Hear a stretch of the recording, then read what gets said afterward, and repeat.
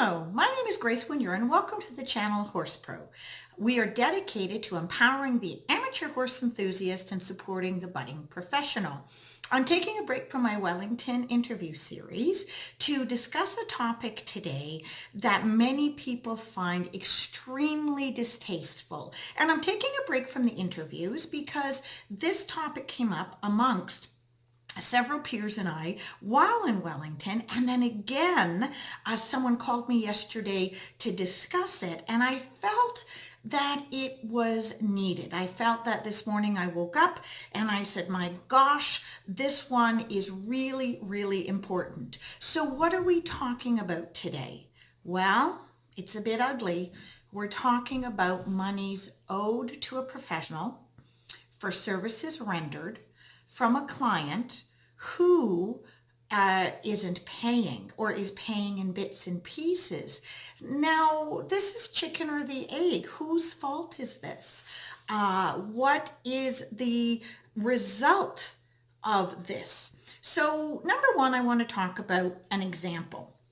So, for instance, and this happens to many, and I really want to point this out, that from many professionals, being in top leagues on down, this affects the whole industry.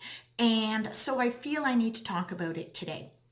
So for instance, you bill your clients monthly for the board. Perhaps you bill at the end of the previous month on the 28th of the month, expecting payment, let's say on the 1st.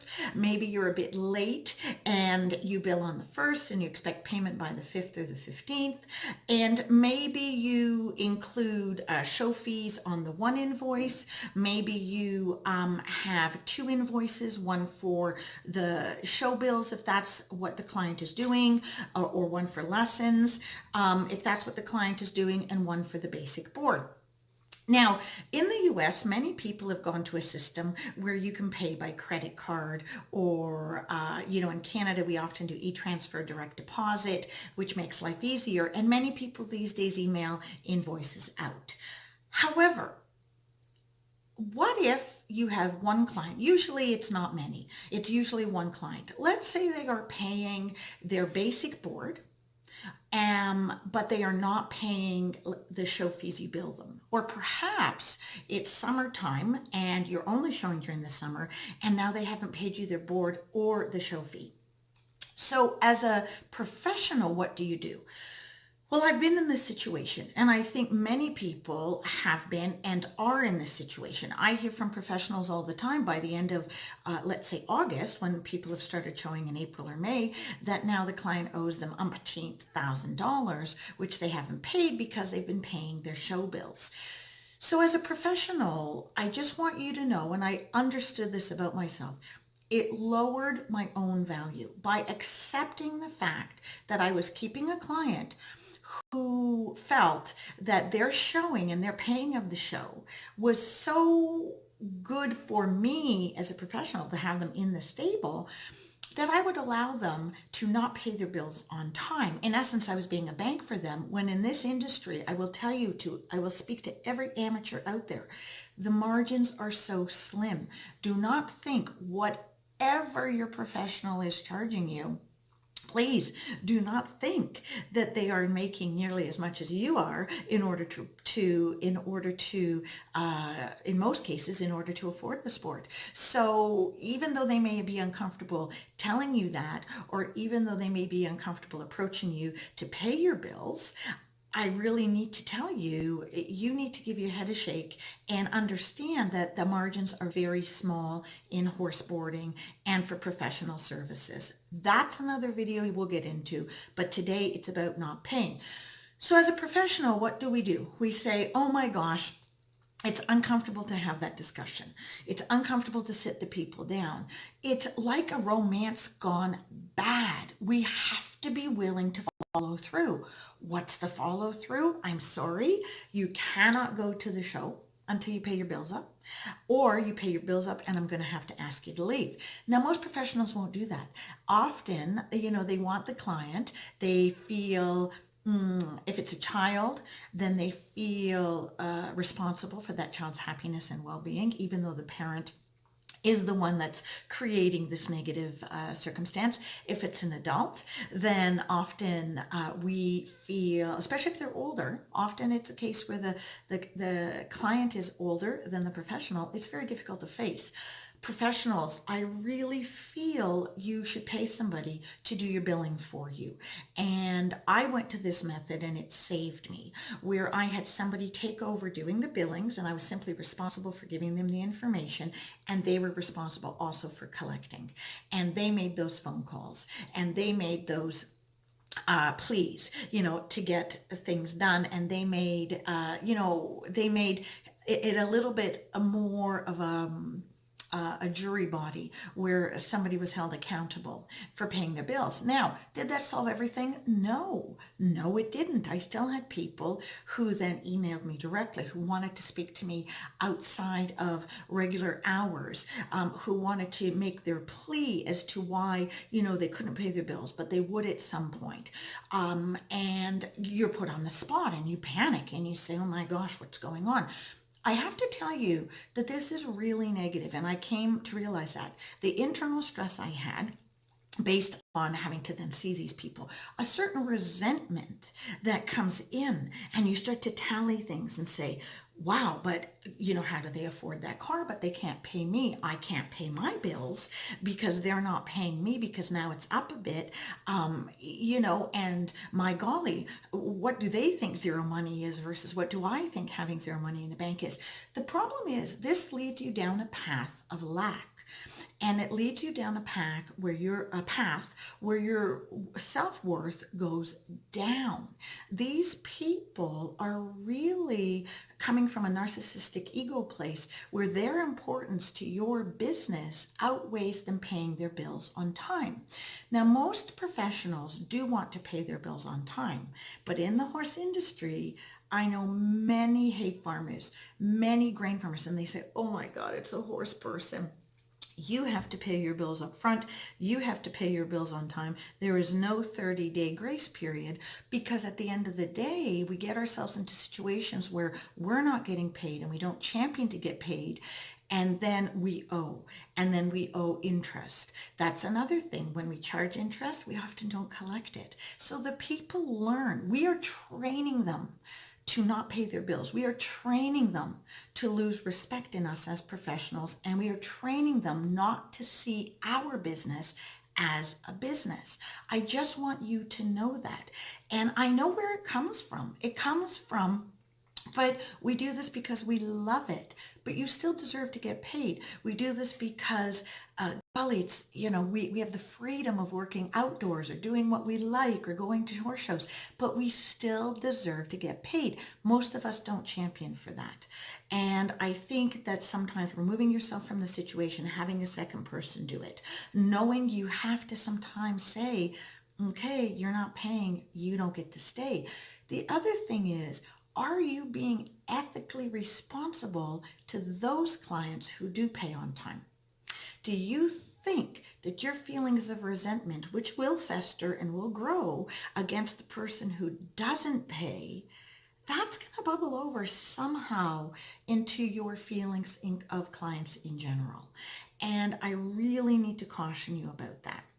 Because as a professional, you are worthy, you do deserve it. If you allow yourself to be taken advantage of like that, and I think in some instances, most of us have been a part of this at some point in our career, we just fall into the trap somehow, and then we think, oh, it's so ugly, we don't want to get out of it.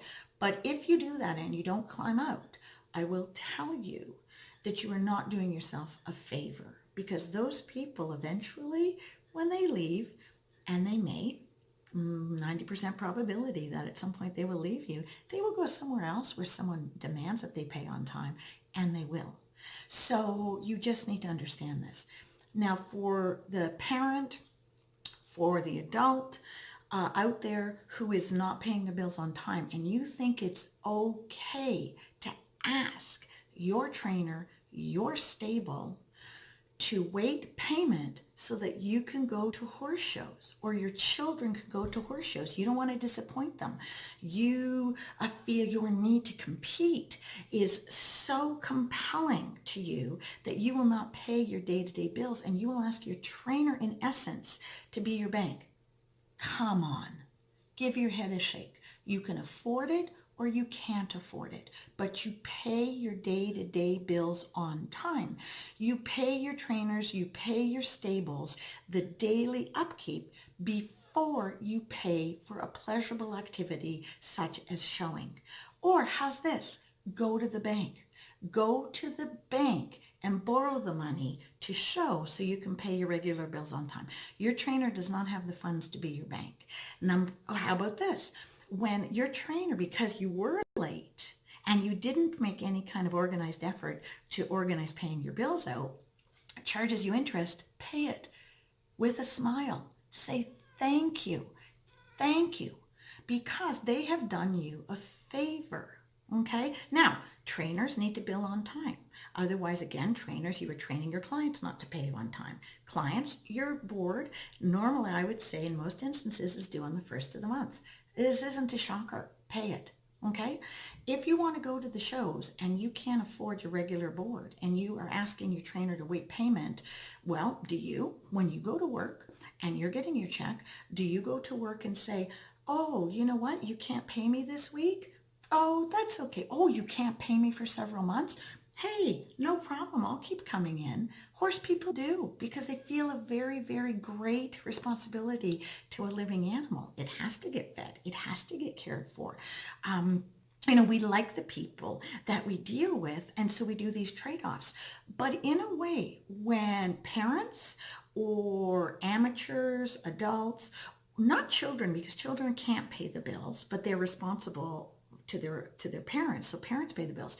When parents are not paying the bills on time and they're expecting trainers, again, in this situation, they're expecting trainers to wait payment for either board or show services so that yet they're still going to horse shows. What does that say about you as a human? What does that say about you in terms of how you see and value the professional you're with? What does that make you feel like? So you can't feel great about yourself. And again, if we look at this esoterically, sorry about that, guys. If we look at this esoterically, what happens is we have to say to ourselves, this is not going to go well for us. This is not going to go over where we have any type of positivity in our lives. This is not going to go well for us in terms of future endeavors. Basically, you're already committing suicide in your relationship with this trainer because the feelings are going to be negative. If you can't afford horse showing and horse sporting, clean your bills up and go somewhere you can afford. If you want to afford horse showing and you're asking your trainer to pay for it, hey, they're not your parent. They're not your bank. Go to a credit card, go to a bank, get a line of credit, do something other than ask your trainer, because I'll tell you what, it's not fair to your fellow competitors who are paying their bills. It's not fair to your trainer to have to live in that fear of, oh God, now I have to talk to them. And what do I say? And now I'm feeling negative. And it's not fair to you because you, in essence, are going to feel bad about yourself. So again, I have to say, people, take a look at your situations. You can either pay or you can't. Professionals, please bill your clients and expect payment, or you may have to follow through. But following through gives you a sense of freedom. Once you follow through with one person, good things come to you. When you live in a place of lack and resentment, you can only get more of that. More people follow suit. When you are confident about being paid on time and you're confident about following through, that situation might be negative, but only positive will come of it. Amateurs, parents, pay your bills. If you can't afford it, there's no shame in that. If you need to do it on a lower level, there's no shame in that. But there is shame in asking people to carry your way when you're not related. You don't have this organized. Worse yet, you don't tell people up front that you can't pay them. You simply don't. So again, in this industry, professionals have a great lack of self-worth when it comes to getting paid. We feel we live such a great life doing what we love. How fortunate are we? But you still deserve to get paid. You're good at what you do. You've done it a long time. And number two, amateurs. You will enjoy the sport so much more without the stress of trying to do it at a level that you can't afford. Please, if you found any value in this video, hit the like button. And if you haven't subscribed yet, please do subscribe. Again, today we talked about a very, very touchy subject, one that I think every professional has hit on, one that I think every amateur may have at some point been a perpetrator to. But again, let's clean up our acts. Let's make the horse world and showing a business. Let's do it properly. Let's do it with respect. You will be much better off with that. Thanks again.